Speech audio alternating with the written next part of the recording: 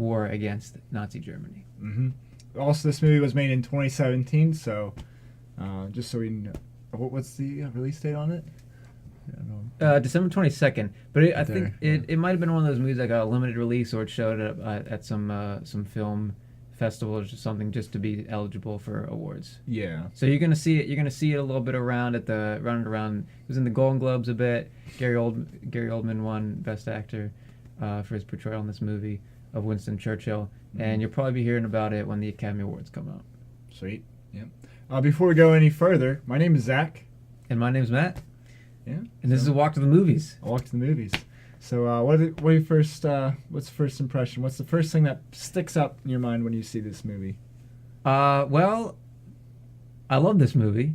I expected to like it going in because I've heard only good things about it. And most of it is attached to Gary Oldman because of his crazy transformation into Winston Churchill. Mm-hmm. Yes. And all the critics are praising his portrayal of Winston Churchill. And so, I think you said I saw the trailer a number of months ago. You saw the trailer? Same. I actually saw it in theaters. I forget which movie we saw. We must have saw it together then. It might have been I don't know. Was it back when we were seeing Dunkirk, or was it a bit after that? Because I feel like it was. It could have been with Dunkirk because it ties in. It ties in. It ties in a lot because same time period. Yeah. And it's discussed in both. Either way, we didn't go in cold turkey to this movie, but we didn't really know a lot about it. I didn't have a lot. I knew I've seen pictures of Gary Oldman dressed up as Winston Churchill with the makeup and all this stuff, but I didn't really know what the movie would focus on. Mm-hmm. Well, we knew it would focus on Winston Churchill, but we didn't know exactly I didn't know the time frame of it. I knew it would be during World War II. I knew at least some of it would be about his decision to announce war against Germany, but I didn't know where it would begin and how far along through World War II it would go. Yeah, but just to lay it out now, since we didn't know this going in, it's not an autobiography or biography, or it doesn't start with he wakes up as a baby and he's a kid and he goes, "Mommy, I want to be prime minister." No, it goes right into it after Parliament is basically fighting, saying we need to do something about Hitler, and the current prime minister is not doing anything. So that's when they start alluding to Winston Churchill. Get him, bring him in. Right. Bring him in. Yeah, the Golden Goose. Great Britain. There's a lot of politics in this movie through the Parliament and the ruling parties, and so it starts off. Do you want to do a quick synopsis of the movie? Basically, I'm trying to remember because there is. It's so the whole swallow. The whole movie takes place during the month of May in the year 1940. It starts May 1st, goes on from there. Yes. And, no, I think it starts May 9th or something like that. It starts at the beginning. No, it definitely started May 1st. Oh, did it? And then it went a day at a time. And then once it got to May 3rd, then it started to jump a little ahead. A few days in. So it would go, and it started to space the time then. But I think with doing that, actually, just to sort of segue into sort of one of the things I did enjoy about the movie, one of the things was how they portrayed the time where at the start, the counter for what day number it is. The clock, calendar. It's going one day at a time from the scenes to scenes. So you really feel like this is all happening all at once. They don't have that much time to really figure out anything. Right. Because the invasion's coming. France is getting wiped out. They need to figure out what to do. Yeah. I thought they did a really good job in this movie with editing to make it seem like impending doom is really looming on the horizon and time is ticking. And that's kind of the whole movie. The time is ticking down. Which you can compare to Dunkirk, which the whole soundtrack of Dunkirk is it's a clock ticking. It's ticking, and it that makes you uncomfortable. Where once it stops, you're like it's over. But with this, it's more like it's ticking down, and you're dreading that when it hits zero. Of course, we have the spoiler of we've been in most high school, or not just high school, but history classes where we know what happens. We know that obviously Hitler's regime failed. But I think the movie does a good job of feeling that dread, where even though we know how it's supposed to end, how the war ends, it still keeps you in suspense. Right. Yeah. So you'll probably if you see this movie, you'll recognize some events and stuff that you may have learned about in history class in high school or middle school or whatever. Yeah, whichever. But this film goes into much greater detail. So like just a general history class, a Western Civ, you're not going to learn about all the motives and all the politics at play in Parliament. Yeah, this goes way more into detail with it. Yeah, and I never really realized that Winston Churchill was kind of fighting a war within the politics. Yeah, that's the other thing. Is like, it's not only is it war against Britain and Germany, but you're seeing the war between Winston Churchill and the rest of Parliament, and his own party too. Yeah, his own party, where they want what's best for Britain, and so does he. But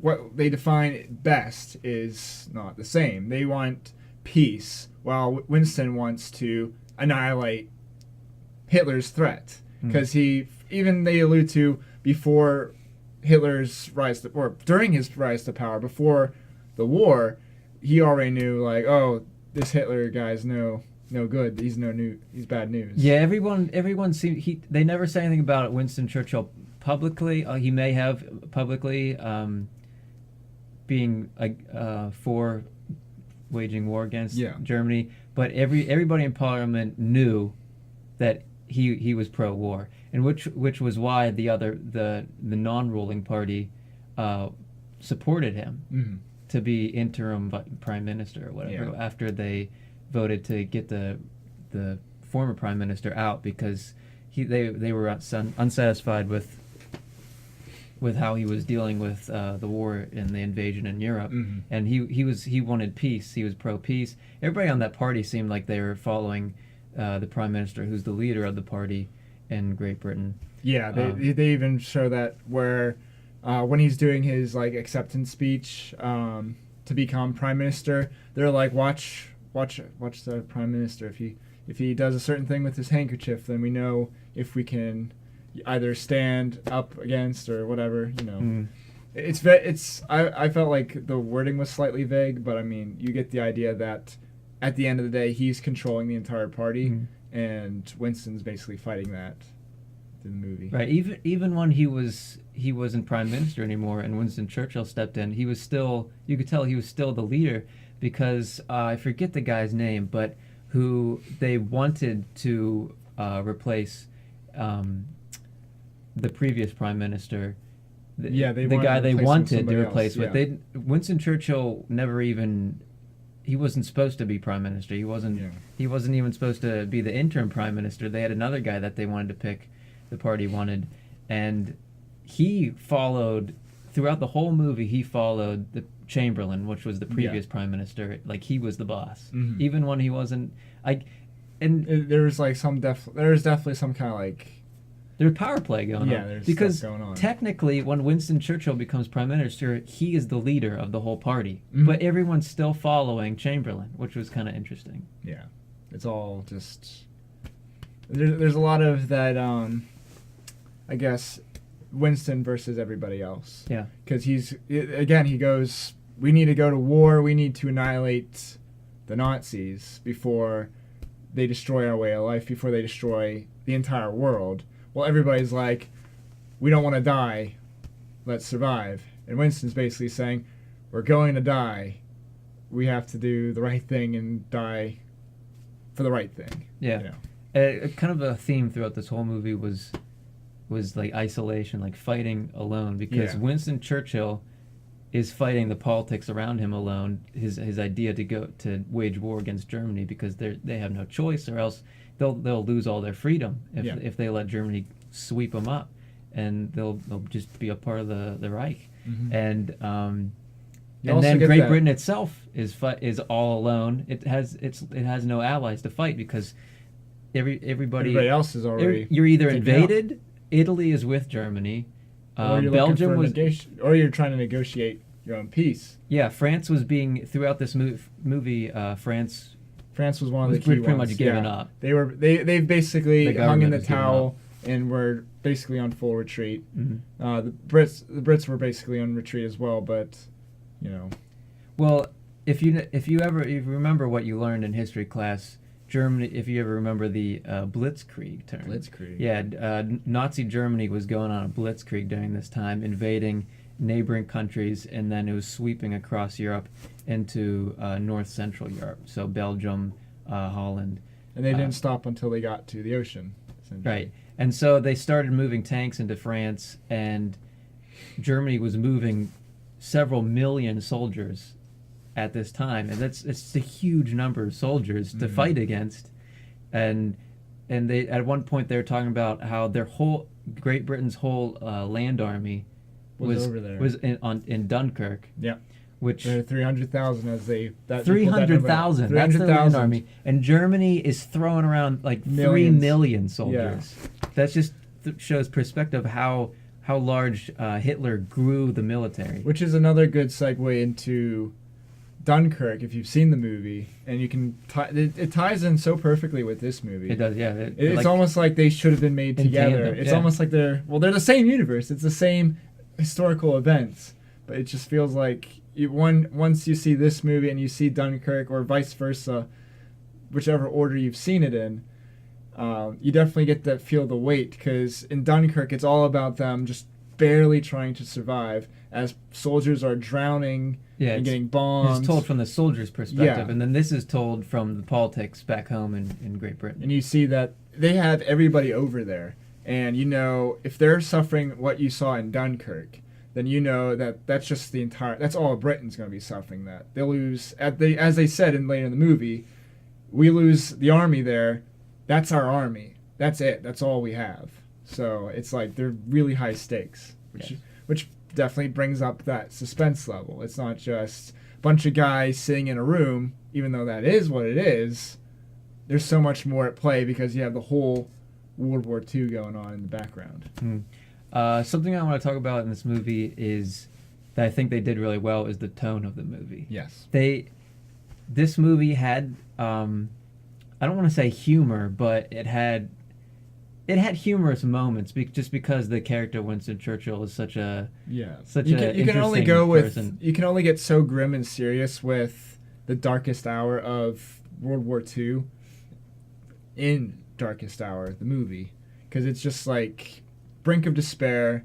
That was one of the big things that they brought in with Churchill, was how he was telling everybody, we're winning the war, and trying to spur courage and spur the people to keep on fighting, which is, a big plot point later on in the movie. Yeah, I don't want to spoil anything for this. The morale of the country. Yeah, the morale. The morale was the most important thing, not just for the country, but also for Churchill. Yes. Well, anyway, the point I'm trying to make with the tone is that the humor never overstepped its boundary. Yes. It was never really strong. It was more like situational humor, and just the character Winston Churchill himself was kind of like a bubbly, polarizing figure who's humorous at times, just the way he acts. No one really comes out and tells jokes or anything. It's not like Star Wars: The Last Jedi, where there's just jokes throughout the whole thing, and at really dramatic times. Really weird sections. Yeah, this one was more like,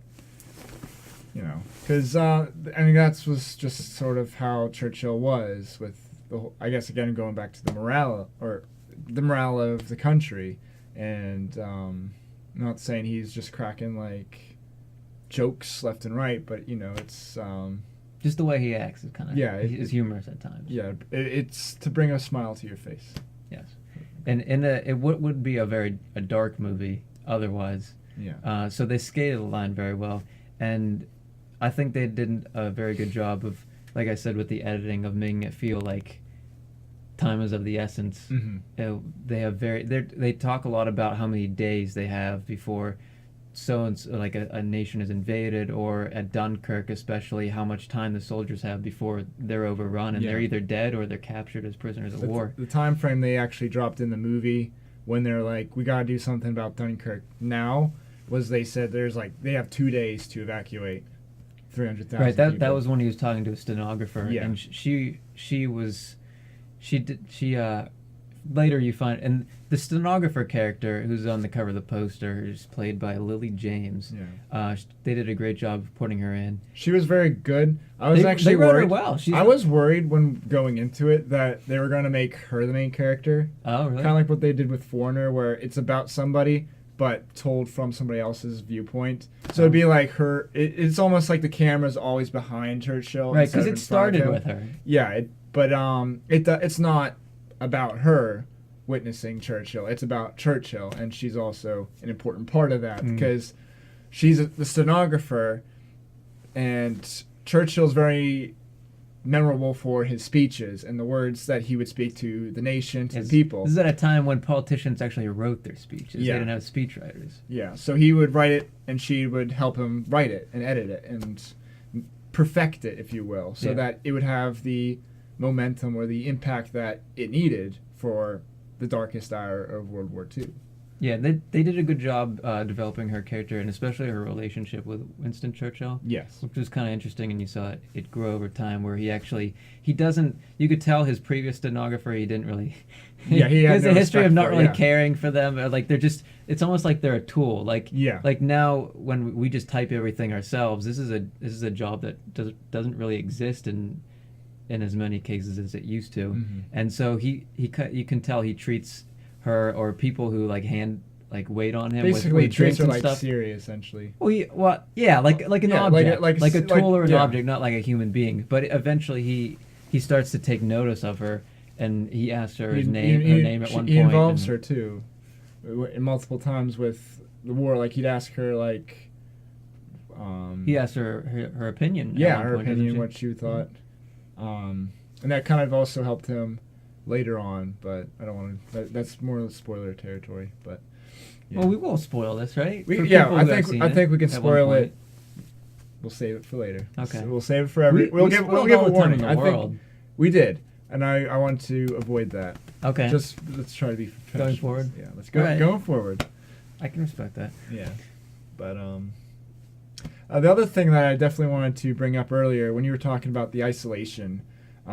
They really portray it well with the movie where there's a lot of lighting in this movie. Or I guess you could even say lack of lighting, but that's still lighting. Use of shadows. Yeah. Use of shadows, use of their lights, almost as if it was like a Citizen Kane, I'd say. Yeah. It's almost noir. Yeah.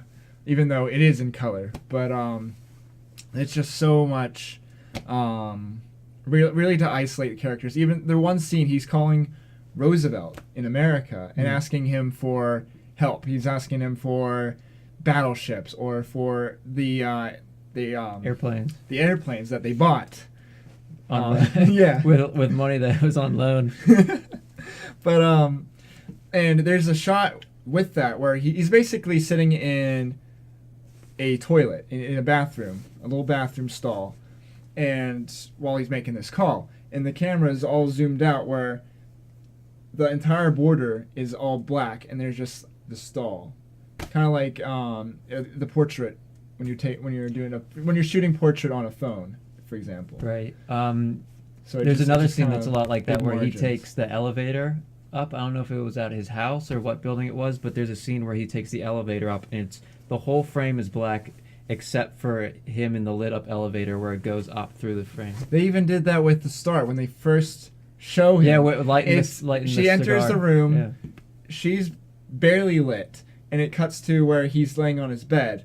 The entire room's black. Then he lights a match, so it lights him up for a second, and then goes out. And then someone opens the curtains. And then the curtains open, and there's he's having breakfast in bed. There's so much light play going on in this movie. The cinematography was very good. Yes. And you kind of need that with the lights too in order to make the lights actually impactful, or else it looks like crap. Well, lighting is part of cinematography, isn't it? It is. It's very important. I also want to talk about, now that we're on cinematography, all the aerial shots that they did in this movie. There was a lot of aerial shots. So there was a callback. Callback. So there's the first time you saw a good portion of the movie goes by and you don't see any fighting. You don't really see anything. It opens with like archival footage of I guess it's like propaganda of Nazi soldiers walking around. There's a whole bunch of them marching, but you don't see any fighting until I don't even know, like an hour into the movie or something. Maybe. And it's the it's bombing run. important, but it's the one bombing run. Yeah, it's not the where focus. It's not a complaint or anything, but they wipe out. I'm trying to remember the name of. It was a fort. The one. Or no, it wasn't Dunkirk because they had Dunkirk. It was and near one Dunkirk, other. yeah. And the other had I think it was the one that had the 4,000 people they were trying to use to buy Divert. time for Dunkirk, but yeah, almost like a 300 Spartan kind of deal. Yeah, but you know they're gonna be. It's 4,000 against a couple million. And they eventually die, but the scene spoiler. Sorry. Well, I'd say we're going into it. Yeah. Yeah. This is early on in the movie It's too. not a huge think, spoiler. Yeah. They're not very significant within the picture, so I'll try to stay away from that. But the scene where they first open up with the warfare is the bombing.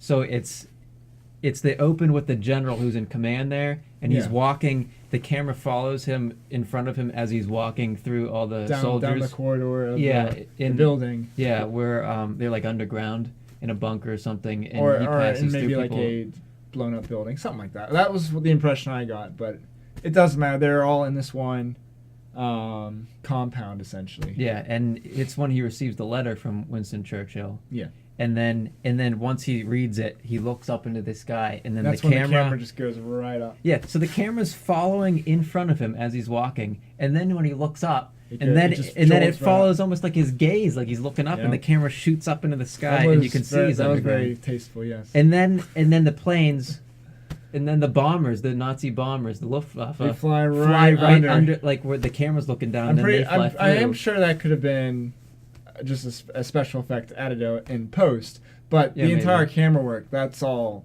There's no way. That was good. That was very good. smooth. That was smooth. And then they drop the bombs, and the bombing, like the explosives, the explosives looked really good. Yeah. Like they looked really realistic, and they only had 3 scenes where there's actually any explosions happening. Yeah, but they did it so well. So they were more impactful because you're looking at all these. Most of them are interiors where characters are talking to each other, and they get very dramatic. People start yelling at each other. But those few scenes where you see bombing, that cements the tone. Yeah, the desperation of Britain in its time. I think they needed that to help to show how. The reality, because otherwise it would just be a bunch of men. Yeah, it would be 12 angry men. Yeah, not really anything else. Right. But and as you said earlier, there was a callback to that later on where Winston Churchill's with his war cabinet, the war room, and that's when they finally are starting to win over his side, saying we need to negotiate peace with Rome and Benito Mussolini, so that we can, survive to preserve Britain. They were kind of like a middleman because they were in league with Nazi Germany, so they were gonna like. Yeah, but the entire time, the entire movie, it's always been them saying we need to sign this peace treaty, and this is his own party. Yeah, my little spoiler here is where he finally admits that he really words it very carefully, uneloquently, I'd say, because he's wording it eloquently while also kind of doing it on the spot. He does a lot of that in this movie. And he does a lot of that in the movie, so that's not to be. He does a lot of thinking, thinking right on the spot. Yeah, but and you have to in a situation like this. Yeah. But he basically says he'll consider the negotiations if the conditions are proper, just so he can try to, I guess he's making himself as politically correct as possible. Well, we'll hear him, but I'm not going to make any promises. Right when he says that, there cuts to one of the scenes where he's sitting over on a balcony in, I don't exactly remember the specific spot in Britain, but I guess it could have just been any part of Britain. I think a lot of it's in London. Yeah. And he looks up and he sees German bombers flying over. And then Well, I don't think those were German bombers. Were they German They might have bombers? just been I British. I was airplanes. actually under the impression that was like not necessarily a dream sequence. Like it was. I didn't think that was actually happening at that point. The Winston Churchill dream sequence. Yeah, I didn't think that was actually happening because I'm pretty sure that bombing didn't, like the bombing of London didn't happen until a lot later. Yeah, in the that movie. happened several years later. I think. I don't know. So exactly I was. I Under think the- those are British yeah. planes. I was under the impression that, he was kind of like foreseeing Germany invading. Yeah, I And definitely so- got that feeling too, though. Yeah, and that was kind of like that. If there was a bit of that callback to when they were first dropping the bombs on the men in Right, the first aerial scene, yeah. shot. And because it's almost played just the same way. Instead of him walking down the corridor, he's sitting there and then he looks up. and He sees has an planes, umbrella yeah. out, and the He has umbrella it, blows yeah. away, almost like foreshadowing that something bad is going to happen. Yeah, there's a lot of foreshadow, a lot of shadow. A lot of shadows, a lot Yeah, of a lot of- foreshadows. Yeah, Symbolism. no back shadows though. No dream sequences either. No. I was under the impression it was a dream sequence, but This wasn't the kind of movie to do a dream sequence. Now that I'm thinking about it all. I don't know. I think that because that was at that point where our main protagonist Winston Churchill was at his lowest, where he's like where He his has wife no comes friends. his wife comes into his room and turns on the light. It's pitch black, and he's sitting there on his bed, stiff as a board, essentially. Well, he hasn't gotten any sleep at this Yeah. point for a while. So that's what I was thinking. Is he was probably, I thought that was what it was hinting at. Losing that- it? Not losing it, Oh. but kind of like the fatigue hitting him a little bit. A dream sequence popping up of him seeing his land that he's fighting so hard to keep alive, falling, and Okay. Like a That's what- like a lucid daydream. loose, semi-lucid, kind of like a vision, an epiphany maybe. Okay. We could say something like But that. do you think he came to a realization with that, or I don't know if it was like him coming to realization that because we should talk about invasion's the coming, king? We but should talk about his relationship with the king, Yes. which is very important in this movie. I definitely liked that having the king character in the movie. That was important with the way they interacted because at first they hated each other completely. There's some history. The king. It was like I'm only making you prime minister because I have to. And even when he's like he has to kiss his hand as per tradition. That's what the party did too. Yeah. They only nominated him because I forget the name of the guy too. He and I don't even know why. They never really explained. But when they're having that dinner party, and they had just Chamberlain had just stepped down, and they were figuring out who in their party to choose to be interim prime minister, and that one guy I forget his name, but he plays Stephen Delane, I think is the actor's name. He's in Game of Thrones. He plays Stannis the Manus. He's in this movie. So if you watch Game of Thrones, Stannis Baratheon is in this movie. That's you another go. reason to watch it. There you go.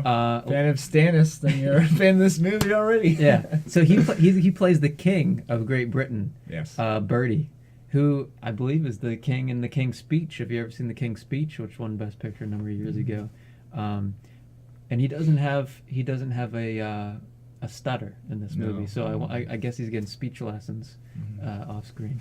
Anyway, what was I saying about the king? You're talking about something. I got the URL too. I don't remember.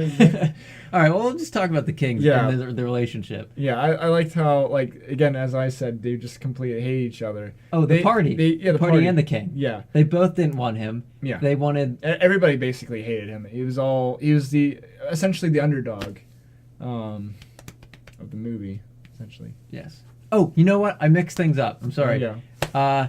The guy they want, Stannis, played, Stephen Delane played the other guy within their party that they wanted to become interim prime minister. Was it the guy that kept saying about the peace? He wanted peace. He kept wanting to sue for peace. I think what happened was the party first said, "Why don't we make you the prime minister?" And I guess he turned it down or something.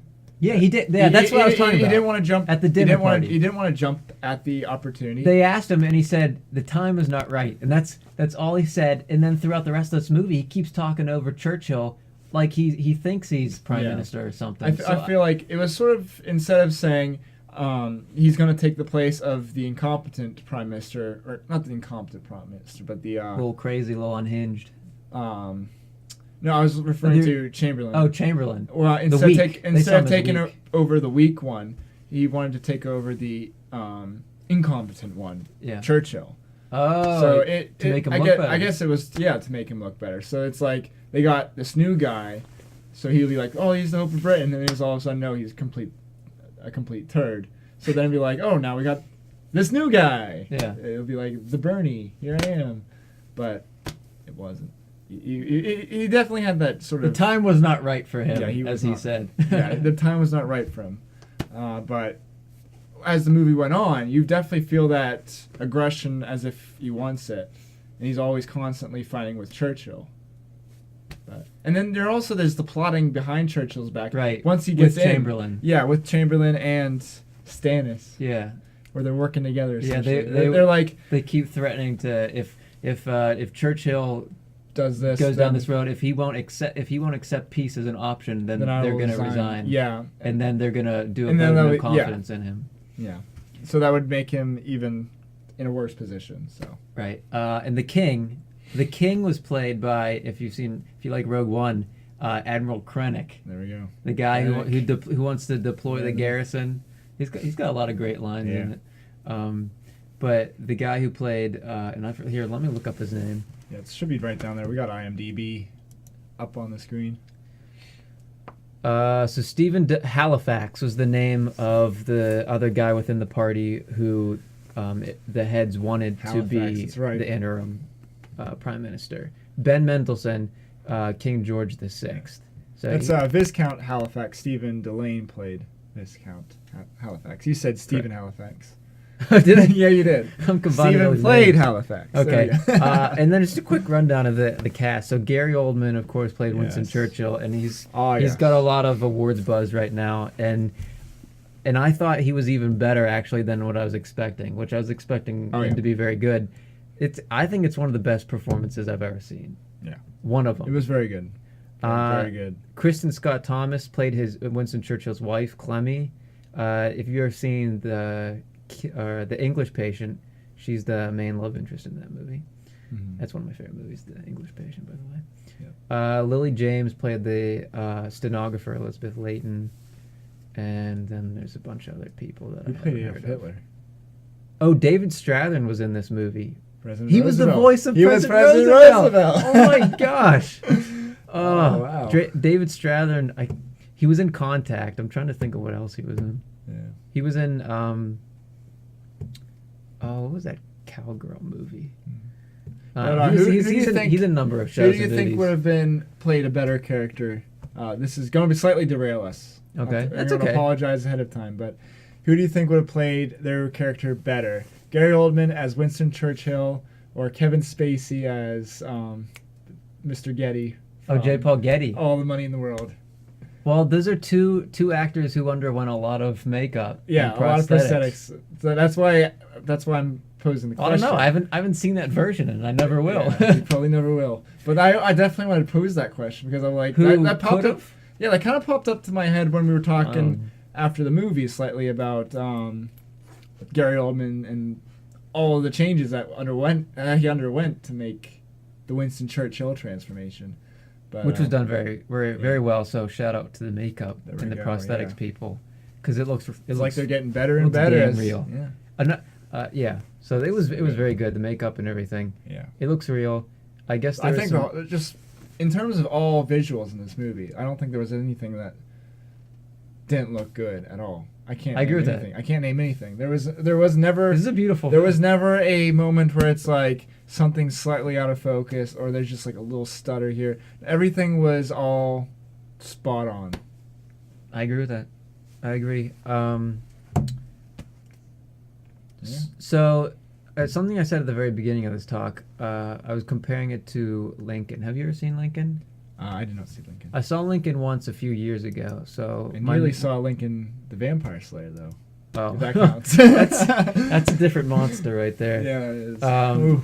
Speak about monster. So this movie reminded me a lot of Lincoln in that it's it's about a famous person in history, Lincoln, Churchill, but it's about them at a very specific point in their life. Mm-hmm. It's not a biography, but it kind of is because it examines their personality, their psyche, what they believe in, everything, through probably the most stressful period of their life. Mm-hmm. And Lincoln was also a movie about behind the scenes politics, about getting people to work with you that are against you, and trying to get things done. Mm-hmm. Which this movie didn't focus on getting your political enemies on your side, although that's what he was doing. But that wasn't the theme of this movie really. But there were just a number of parallels I saw that this movie had to Lincoln. So if you like period dramas or history stuff like that, it's not really what you think a period drama to be, because when you think of that, you think of like a British Victorian movie. You think of, but it is more. A period movie. It is period. Even though it was like what 50, 60 years ago. Oh, it was in the 1940s. So yeah, 70 years. Almost 80. Yeah. But yeah, they did a great job with the set and just making it look like it's the early 1940. Yeah. The clothes, the cars. There's another callback shot, and this really stood out in the movie. Yeah. I don't know if you know what I'm going to say here, but the slow motion shot of him going by in his car with the people. You did that twice. It's did that his at the very point beginning. of view, him looking out of the what he window. would see as slow motion of the people going by on the street of London. Yeah. So it's starting off when he's going to the palace to meet the king. And I didn't know what it was at first until they showed his face in the car. Yeah, and so he was looking at them. It's going slow-mo. You see the people of Britain walking around as his car is passing by. No sound outside of the music that's playing.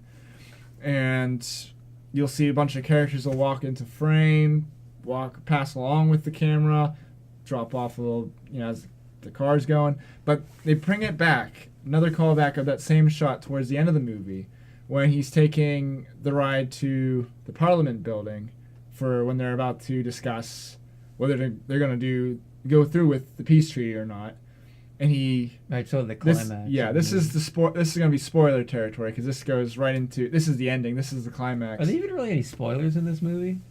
I'd say spoilers if you've in terms of just the movie itself. Yeah, I mean, there aren't really any full-fledged spoilers. Because obviously Britain didn't sign peace with Adolf Hitler. That's obvious.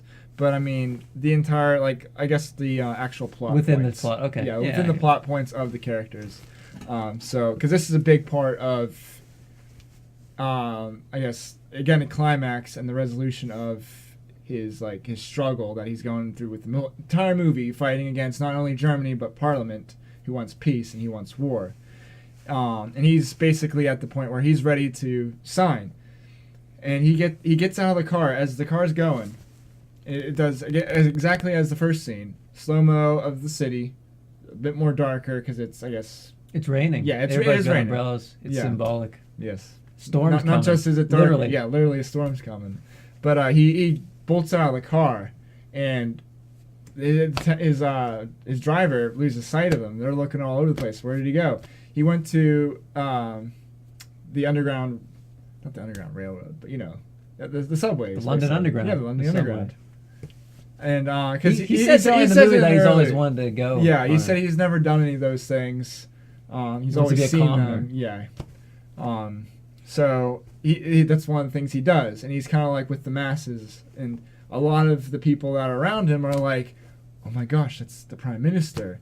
And he just kind of has a one-on-one with each individual person that's riding the train with him. They did it well, because it happened the way that it happens, the way it's orchestrated in the movie it feels natural, it feels realistic. Because when he first walks in, people start looking at him, and he starts looking at them, and he's kind of like a formidable, scary-looking guy. He's got a really crazy personality, so he's very out there. And he has that conversation with the king about people being scared of him. So he walks on to the train, but people, when he looks over at them, they kind of turn away their gaze.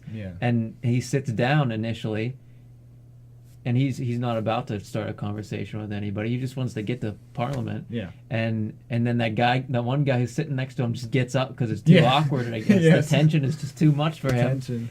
And then It was an awkward scene. He wants to light a cigar. Good awkward. Yeah. Because he's always smoking. Yeah, he's always smoking. smoking. He asked for a light, and then someone has a light for him, and then they start a That conversation. starts the conversation. And then more people start talking. He starts to him to and learn their telling them, names. He writes them down, so he brings them up when he. Did they show that though? They didn't show him writing it, but they show him pull out the list, and you see the list of names, and you're like, because when he pulled there that it is. out, I thought, when was he writing their names down? He may have just been scribbling them down when he's between Subway and there. Okay. And just been running through his memory over and over again.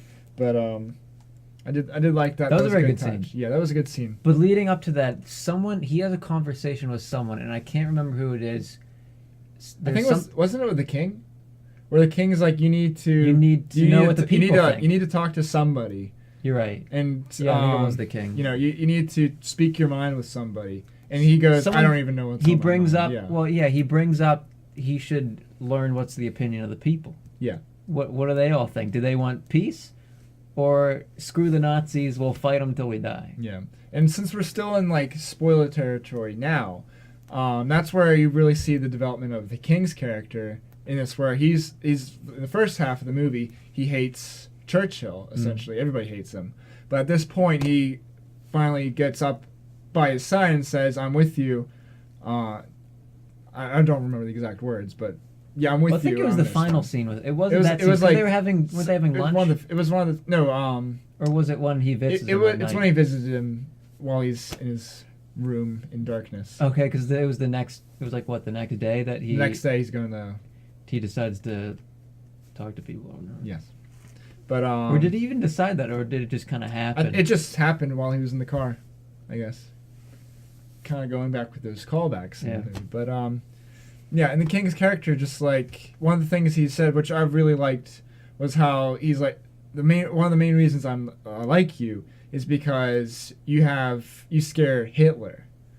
And, the way that Churchill speaks to the people is just so powerful and so moving that even Hitler, the main creator of fear, is scared. Right. He's thinking, maybe I don't like you, but you're useful. Yeah. Our enemy doesn't like you. Yeah. And that's when there was a scene where the king has a realization that it finally sinks into him that the Nazi threat is real, and we can't just have peace, because what's going to happen after we have peace with them? The Nazis aren't going to let us be independent or anything, and I can't just go back to Canada. He's talking to his, I don't even know who that guy is, his assistant or his major domo or something, and they're talking about going to Canada. And he living actually as a king in exile. Yeah, he actually thinks about what that would be like, and he's like, that can't be my legacy. I can't be the king that goes into exile and loses his whole empire. Yeah.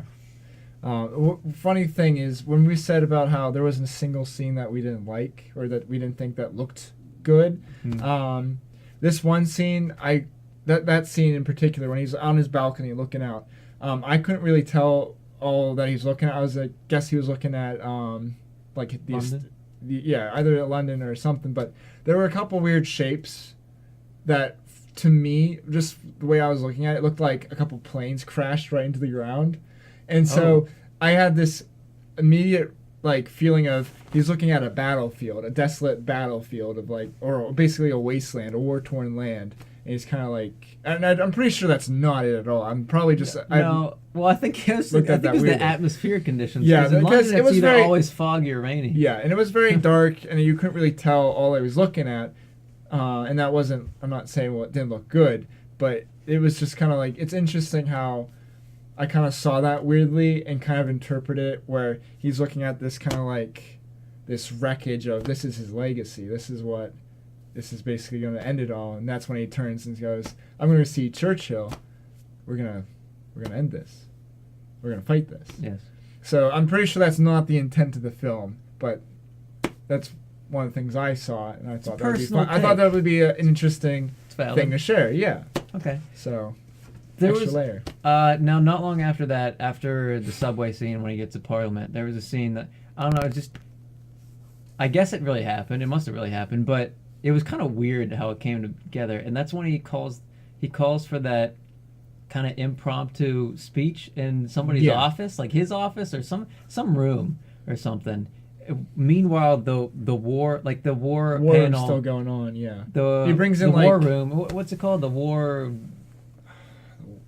I think it was just the war room. No, the name of the people, the group. The war cabinet, maybe. The war council. Or war council. The war cabinet. War cabinet. The war cabinet's not present. Yeah. So you're missing the leader of the. I think what he was doing was he was trying to win. Not really the leader of the party. He was trying to win. First he spoke with, I guess the big players weren't there though. Yeah. Well, they weren't. He first talked to the commoners first on the subway, so he wanted to get their opinion. Then he talked with I guess it was just like a handful of whoever was. He was walking. They're the random ministers of parliament. Yeah. So just kind of like middle management, I guess you could say, of there was the probably government. some important people there, some important but nobody people, but they focused on the it movie. wasn't the main war cabinet. It Right. was all just kind of like the next level of administration. But this is when he gives what I thought was a fairly. I mean, this is when he first comes out to Parliament to say his mind, like what his decision is, and it just without seemed really like, rehearsing it at all. Without, this is all on the spot. Yeah, without like a real call of Parliament, his official speech or or talking to the War Council or the War Board or the War whatever the heck is, where they have people typing down what he's saying. It was kind of, I don't know. It was impromptu. I guess it was strategic. It must have been a strategic thing. I definitely for him say it was strategic because not only did he win the side of the people where they'd be on his back, and he knew that they would be on his back, but so he'd get the rest of the. I think he was trying to turn the opinions of some of the people in his party, not the people at the top of his party, but just some people that make up it.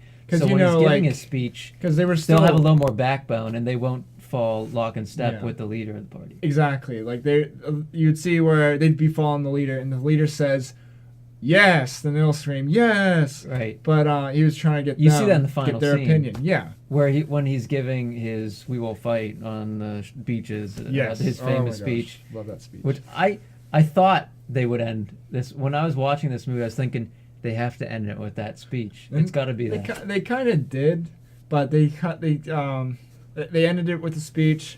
They ended it with next he walked out of the room. And then I love that shot. The credits, where are they now? Or not where are they now? The Pete Berg documentary. The miniature Pete Berg. What to do if you're Pete Berg? How to make a movie. just a little historical caption. Yeah, just so you know what happens afterwards. You know, obviously they win 5 years later after the announcement, but Chamberlain dies. Yeah. 6 months later. Yeah, which was also another plot point. Well, not an important plot point, but one he brought up briefly. He sends Halifax to Washington, D.C. I don't know, to be like an ambassador or something, just to get him out of his sight or something. I don't know. Something like that, I don't know. And then I don't think there was anything else. It was them voting. They win 5 years later, and then a couple months later they vote to have. Winston Churchill was taken out like immediately after the war ended. Like, not necessarily impeached, but vote. He didn't win the next election. Like his party, I guess, lost. Or either that, or he was voted to be out of the office. Because I mean, in all honesty, like once you have somebody who steps into office during a war and ends the war, I don't really, like a wartime leader. Their entire mentality is all focused on foreign policies rather than the domestic. So you need, once you're into peacetime, you need somebody who'd be focusing on domestic. Good point. I had a history teacher once who said, it was a U.S. history class, and he always said, no U.S. president has had both a successful domestic policy and foreign policy. It's either one or the other or nothing. Yeah. It's hard to hard to control your country and also be really good outside of it, because it's almost like it's like two different jobs. It's like two different sides of your brain. Like you have like the creative side, and then I don't even know what the your other people one is. and the other people. The people and the other people. Exactly. But yeah, I really like this movie. This was really good. Now, do you want to do the score? You don't want to do the score? I think we could do a score out of 10. No, I do want to emphasize that the score doesn't mean that it's going to be locked into a spot on our top 10 or whatever. In fact, it's not going to be on the list at all because it's still a 2017 movie, and the next list we'll be doing is a 2018. I will say though, I would put it on our list. I think so too. Had we seen it when we made the list. Yeah. What was I going to say? The number is a gauge. The number rating is just a gauge. Keep in mind, we just got back from seeing this movie. We saw it at like 7:20 this night, and it's now 11:30. So we just saw it once. We just saw it a number of hours ago. So our opinions, our thoughts on it will fluctuate a bit probably. Yeah. But this is just so you can get a good gauge of how much we liked it or whatever. Yeah. So I think I'll start first. Okay. I think I'd give it a generic like a 7. Oh. So not a firm 7, but it can wiggle back and forth. I definitely liked it a little more than like... What did we give All the Money in the World, an 8? I think we gave it around an 8. We both agreed on that, because with All the Money in the World, there was a lot of action going on with it. This movie was a little slower. Like I know there were definitely a lot of people in the audience who were like kind of starting to zone out or tune out. Why? Because the one cell phone person? Yeah, not just that, but I do feel like it was dragging a bit, but like it didn't bother me. But I'm pretty sure it'll bother other people too. You thought it would drag with some people? So trying to be subjective, I'd say, it's not going to be for everyone. It's a drama. It's 2 hours 5 It's a drama, minutes. not a lot of action. So it's not real long. But if that's something you're fine with, it's very political. Are you saying it's not necessarily your favorite type of movie? Like it's not necessarily my favorite.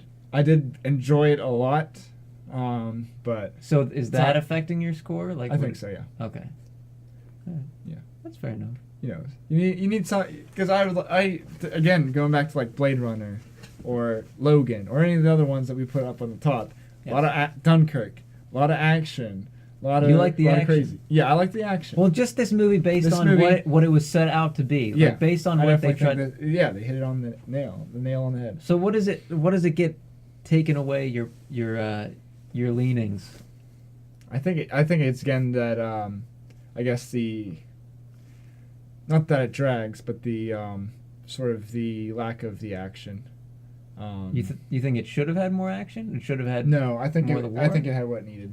But well, then why don't you give it higher if it had what it needed? I'd say it's not finite. It's definitely above average. It's not perfect. Visually? Would you say it's very good? I'd say visually it's perfect. But would you say it's very good? Yeah, very good. Would you say it's excellent? I'd say it's right. It's nudging itself to excellence. Okay. So, in terms of that, we're gonna differ a little bit with this movie. Yeah. I think you really liked it. Yeah, I really like this movie, and I'm not really a period drama, political drama movie person. Yeah, same. But I really like this movie, and I would give it a solid 9 out of 10. And I don't give 9s around willy nilly. Like 9s are rare, 10s are extremely rare for me. But I really love this movie. I thought the tone of the whole thing was great. I thought the cinematography was great. I thought the acting, not just with Gary Oldman, but the whole cast was phenomenal. And this movie had I kept thinking about the King's Speech when I was watching this movie, because they take place roughly around the same period. The King, I'm pretty sure it's the same king. They're both period dramas. The other one's not a political drama, but it's similar. It's a drama. Yeah. It's kind of a political drama, but doesn't get into the nitty-gritty of politics. Because it's the king. Yeah. So he's in politics, but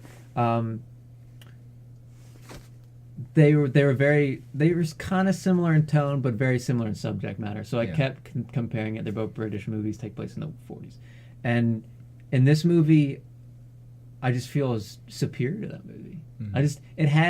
The whole movie had an energy to it that the King's Speech didn't have, and that a lot of movies that I've seen recently didn't have. Like I didn't feel like this movie dragged on at all.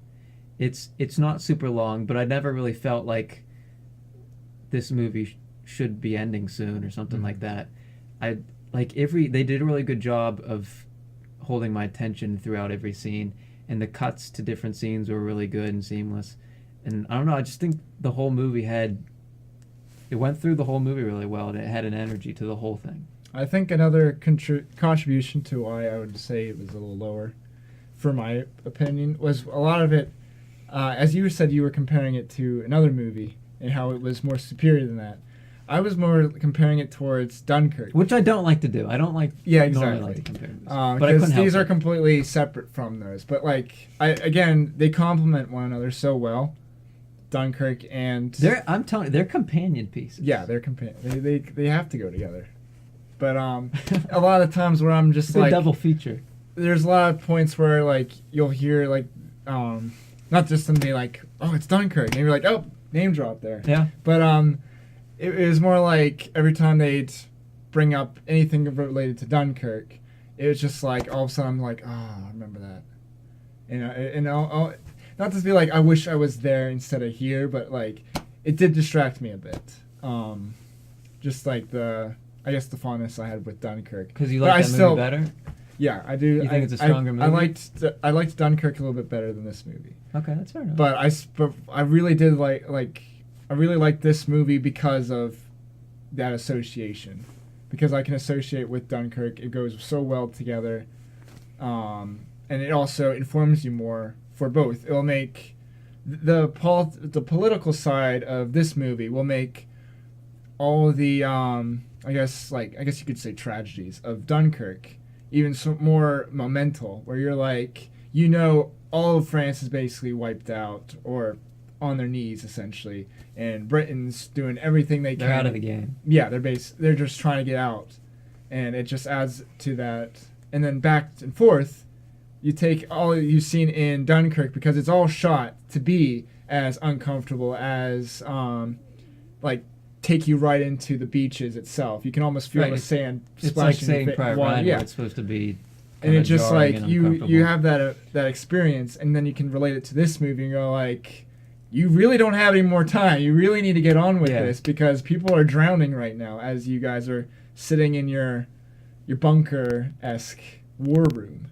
Yeah. So they really did, I think, complement one another very well. Do. But I definitely like Dunkirk a little more than it. So that's definitely the reasoning. I say. Yeah, I respect that, but I'm not going to compare them.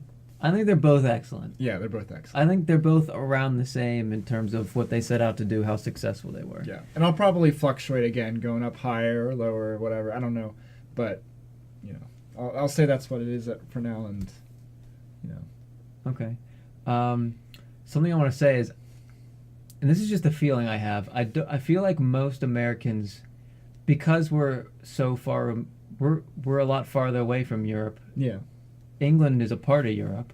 They're separated by, the English Channel, a little bit of water, which has helped them strategically over centuries. Yeah. But I don't think most Americans get how dire and how serious it really got. It kind of like in Great Britain. When you hear it in the history books or in the history classes, you kind of understand that basically Hitler's taken over Europe. And America's like, well, I guess we have. Oh no, it was Japan that started it. Well, yeah, we didn't do anything until we were attacked. And then we're like, well, I guess we're entering this thing. What I learned in high school was that the American public didn't want to get into war again. Yeah, they didn't want to get into an international war. Yeah, I mean they just had several World War decades I. after Yeah, World War I. Yeah, exactly. Which they didn't want to get into either. Yeah, yeah, that exactly same thing with that. That was like, I guess we'll help. Was World War I, and World War II is like, Pearl Harbor happens, let's jump in. Well, we're in it whether we like it or not. Definitely, I feel like America was kind of, not a villain, but one of like the in this movie guys. They were like, oh yeah. Yeah, like you hear the Roosevelt scene where he's like, can we just get like, who was that? Can we get anything? He's like, we can take your planes out David a mile. Stratton. We can take the planes out a mile away from shore, and you can get a bunch of horses in Canada and pull them back with that. It's like, oh man, dude, really, not like America, I'd say, was distasteful at that point, but like the portrayal was just on point, I think. I kind of want to. Kind of want to. I kind of want a President Roosevelt movie now with David Strathairn, like complementary to this movie. Only David Strathairn has to contend with the American public's opinion, and then Pearl Harbor happening, and then going to war. That'd be interesting. It could be in the same universe. Another weird thing. I don't think it would take down like the rating of the movie. Yeah. But like I feel like a lot of people would also like not get some of the since it's all in with British accents and there's some British slang in there like bugger them or up your bum and stuff like that. Yeah. And like is that a British those thing? are more British sayings. It might be. I don't know. I don't know if any Americans actually do that, or did any Americans do that at that period of time? I thought they were gonna see when because there's a lot with, and also I think just accent as well, where a lot of American audiences may not get some of that of what they're saying. You mean the lingo? The lingo, the accent might not do it for some people, which wasn't the case. Wasn't the case for me because I'm already familiar with a lot of other British media like Top Gear and IT Crowd and so on and so forth. But so I was kind of used to that already. But I definitely noticed it, and I'm pretty sure some people are just checking out right now because they don't understand the accent. Well, it's okay with most people. It's Winston Churchill that it kind of becomes a chore because you really don't understand him sometimes because sometimes he mumbles. Yeah, sometimes he'll say something that's completely which is sometimes the point. Yeah, because he actually which is a good artistic choice too. So. Yeah, but not saying it'll lower any points, but I definitely think that could turn off some people, or that could as we said, add to the artistic value. Yes. But you were going to segue something? Yeah, well, when we were talking about how dire things were for Great Britain at this time period, and I was saying I don't think most Americans realize nowadays how bad it was. Oh yeah. What was like the psychology of most people in Great Britain because they were so close. Things were happening so fast with this blitzkrieg. Yeah. All this invasion. It's like the looming apocalypse. That's pretty much. That's the main thing with America. Even like with war today, not to get super political, but like stuff in the Middle East. That's like on the other side of the world at this point. Right. It doesn't. A lot of people, a lot of youth don't even care about what's going on. It's like abstract concepts. It's on the other side of the world. It doesn't bother me. It doesn't affect me. But like. And you get that sort of in this movie as well. America is still that way where, we don't want to involve ourselves in this war, this World War II that you guys are doing. But like World War II that you guys are doing. Yeah, but like Britain, it's like we can't. Like this is like if war broke out in Ohio and West Virginia between the two states. Right, yeah. And Pennsylvania's over here like America's a big country compared to the United Kingdom. Oh yeah. The United Kingdom is just an island. All of Europe is like basically individual states at that point. Yeah, that's a good point. It's to put it in reference, how close all the action was happening. Several million soldiers are sweeping through all these different countries, and people are barely putting up a fight. Yeah, the channel's only so thin, and that's actually kind of how he got the idea for Dunkirk, or what was it, Operation Dynamo? Yeah. Was from when Roosevelt's like, we can take your planes out a mile out into the sea and you can come out and get them. Did they ever do that? I don't think so. With the horses? No, I'm pretty sure they didn't do that. But it gave him that idea of, let's just get all the civilian crafts to go rescue everybody from Dunkirk. Which is a cool story. Yeah. Which is a very cool story. And an even cooler movie. Yeah. But yeah.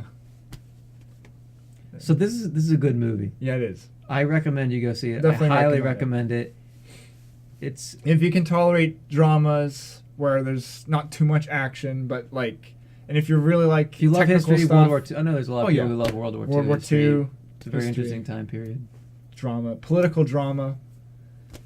Winston Churchill, who's one of the most famous historical figures of the 20th century, and I realized when I watched this movie, I've known of Winston Churchill. Yeah. I've learned some facts about him, but I really don't know that much about him. I think we spent more time in the history books about Adolf Hitler than we did Winston Churchill, which is not fair because Winston Churchill, like, they're the two big figureheads of World War II, I'd say. Well, like, it's like that. There's There's the famous photograph of the Yalta Agreement like, where there's yeah. Roosevelt, and then there's Winston Churchill, and then there's Stalin, and they come up with the Yalta Agreement. That's like one of the most famous photographs of World War II. But like the big players, the leaders of the most influential countries at the time. Yeah. But I would say I don't think Russia was involved at that point. I don't think America was. It wasn't involved at that point either. So it was definitely Russia, Germany and Britain. That might have been when the Soviet Union was on their side. Yeah. But they started. I don't think like they were peaceful with Nazi Germany to begin with, and then Nazi Germany screwed them over, and they got pissed. Yeah, I don't think like, not to get too far off track into history points, but I don't think Russia never left their land, but they definitely set up the defensive where when they're like, oh, let's go, we'll invade Russia. That's when everything fell apart. There was actually no mention of the Soviet Union at all in this movie, which was interesting. Yeah. Because they're a huge player at this time period. I think they may have brought up Russia, like a Russian Civil War from like Churchill's history. Yeah, like before World War II. Well, they talked about World War I. Because they talked about a lot of things that Churchill was involved in that ultimately failed. Yeah, they talked about some kind of minister, battle or campaign, some kind of thing he led that he ended up not turned out so good, and so that's the example they come up with several times when they talk about him not having a good track record, when they're saying he's not a good person to be prime minister. Yeah, and he even brings that up later. He's like, it would have worked if he defends himself. Yeah, that was a good scene where he tries to defend himself. Because that was again another callback. It definitely rewards those who are paying attention to the movie. Yeah. So, and that's a good thing with this movie. If you're paying attention, there's a lot of details that they reward you with. So, definitely a rewarding movie. It's got a 7.2 on IMDb. Too low, in my opinion. Too low. So go see it. Yeah, recommend it. Go see it. Did you want to talk about the previews, or was that just a joke? That was kind of a joke, but you know how, like, because this is, I don't know if this is something they do at every theater, but for Cinemark, definitely they do the Coca-Cola preview. Yeah, that's a big thing. Cause, it's significant. You know, that's one of the two big things people buy, popcorn and Coke products, because, you know, they're thirsty. The salt from popcorn. So you like comparing the different I kind of want to compare that. From year to year. Because previous year, like last year, it was basically just the whole, you had the popping of the popcorn intro thing, which if you've never been to Cinemark, you don't know what the heck I'm talking about. But it's basically they might do that ad at other movie theaters. It's a Coca-Cola. They basically it was. Or is it this is literally what the ad was. It's popcorn popping and it pops up from the bottom of the screen, and then it kind of like falls back down or whatever, and then from the top Coca-Cola flows into it, and then it gets sipped away. There's a straw. You hear. Well, it's very sensual. It's basically it's marketing. They're trying to make you hungry or make you thirsty, so you buy the product, and it's even though it's too late and you're sitting in the theater. And you're like crap, and it's very dirty trick. It's a filthy advertising. Yeah, very filthy. But what's even filthier? This is a good segue. Is the new Coca-Cola ad, which is why is it so bad? I just don't like it. Like, I understand what they're trying to do, they're trying to be like, oh, look at us, we're being good. What but I feel like they're really just promoting how good we are. Some of the proceeds go to something this like conservation effort of the Rio Grande. They're doing a conservation project for Rio Grande to improve the water quality, because Coca-Cola is a beverage company. Water's kind of important for that. So they're like, we got to protect the water. Goes to Coca-Cola. We got to protect the water to protect the Coca-Cola. I don't think that was their. That's not their mind frame. That's not the. But they want to appeal to a younger market of people. But it's kind of weird to be sitting there and be like, you're seeing clips from Rio Grande of them, trying to make it better, and they're like, Coca-Cola. And just like, it's because of that one scene where the guy holds up like a glass of dirty water. Yeah. And it's a Coca-Cola commercial. Yeah, The guy it's a holding a glass of dirty Coca-Cola, water. and just I don't like when you're comparing the dirty trick of let's try to sell these people Coke products to the look how nice we are, buy our Coke products. I don't know. Or you'll get dirty Coke. Is that it? Is that the? I don't know. It's a little out there, but good for them for trying to clean up Rio Grande. That's awesome. But I don't like the ad. I don't like, Okay, that's fair enough. Yeah. Doesn't really bother me that much either way. I'm gonna see a Yeah. Coke commercial no matter what. Yeah. Usually the ads aren't too good anyway, but it's I thought it'd be a funny little thing to. They laugh did have at. that very good one, the musical one. The with musical that one, guy 2 who years walks ago. into the camera is really annoying, and he starts singing the "Can't Stop" song, and then they and then they're pass the passing the popcorn thing. in Dude, the yeah, theater and room. we did that for like 2 years after that. Well, it was Fun. It was a good. It was entertaining. It was annoying, yet I kind of Entertaining, grew to yeah. like it. I It's developed a kinda like relationship with the commercial. It's kind of like that. We're doing it again. Let's do it again. We'll take it from the top. We're doing it again. Let's do it again, everybody. All right. But yeah. We should probably cut this before we start going off on other I think strange it- tandems. I think it's too far. It's too late. Should we? What's we, next? We should have cut it already by now. Oh, a preview that I thought looked good. It was one of the history related ones. It was about it was that kidnapping one in that terrorist group that kidnaps the plane. Oh yes. I thought that looked good. It was like 7 days in the city that this Yeah. is set in. Which I would help. remember. I'll And look it looks up. really good. It looks that definitely looks like a good drama that I'd like to watch. And that has a little more action than this one, so it'll appeal to those who are the action buffs. In Entebbe. And Teb. 2018 movie. When is it? March 16th. We can put that on our pencil that in. Directed by Jose Padilla. Yeah. Starring Rosamund Pike, Daniel Bruhl, and some other people. I thought it looked good. It looks like it'll be something fun. Here's the storyline. In July 1976, an Air France flight from Tel Aviv to Paris via Athens was hijacked and forced to land in Entebbe, Uganda. The Jewish passengers were separated and held hostage in demand to release many terrorists held in Israeli prisons. The weird thing that did kind of stick out to me at first with this trailer, before I saw some of the footage from it, and I'm like, oh, this looks really cool, was it was played right after the 12, was it 12 Strong or something? The one with the U.S. soldiers riding on horses? Yeah, which that might be good too. I don't want to judge it. I don't want to jump into it. Yeah. But it was kind of like, oh, it's another based off of real events movie. Here we go. There's a lot going on. Or right there now. a lot of them late? Like Where's Pete more than Berg? normal. Where's Pete Berg with his? He's probably working diligently. Well, maybe he's seeing all this trend, and he's like, oh, Maybe he's taking notes. I started a subgenre. Oh, it's all back to Pete Berg. But yeah, I think we can edit it here. Let's but yeah, thanks everybody for watching the Do we have anybody here? we had a couple people pop by, so Okay. it was a little slower night, but that's all right. Nobody came in and dropped Yeah. a party for us. Yeah, but it's all right, This is all filmed live on Twitch, so you guys can watch us every Tuesday night, Eastern Standard. Time will change depending on when the movie that we see airs, so we don't have an actual consistent schedule, but we'll Usually around 11. Yeah. 10 to 12. But we'll try to within get that time something frame. going around Eastern Standard on Tuesday nights.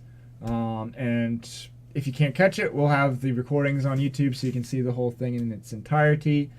And on this is the same channel I stream RuneScape on too. So if you like gaming, I do that too whenever we're not streaming this. But every Tuesday we're definitely doing this, or at least attempting every Tuesday. That is the goal, the plan. Well, we've made it so far, 2 in a row. 2 in a row. There you go. If you have stuck around this entire video, thank you. Yes. Thank you for watching. I hope you enjoyed it. I hope you learned something. Yeah. And if you haven't seen this movie, I hope our review has led you down a path to see it. Yes. I agree. Thank you. Okay, that's episode 2. See you guys later.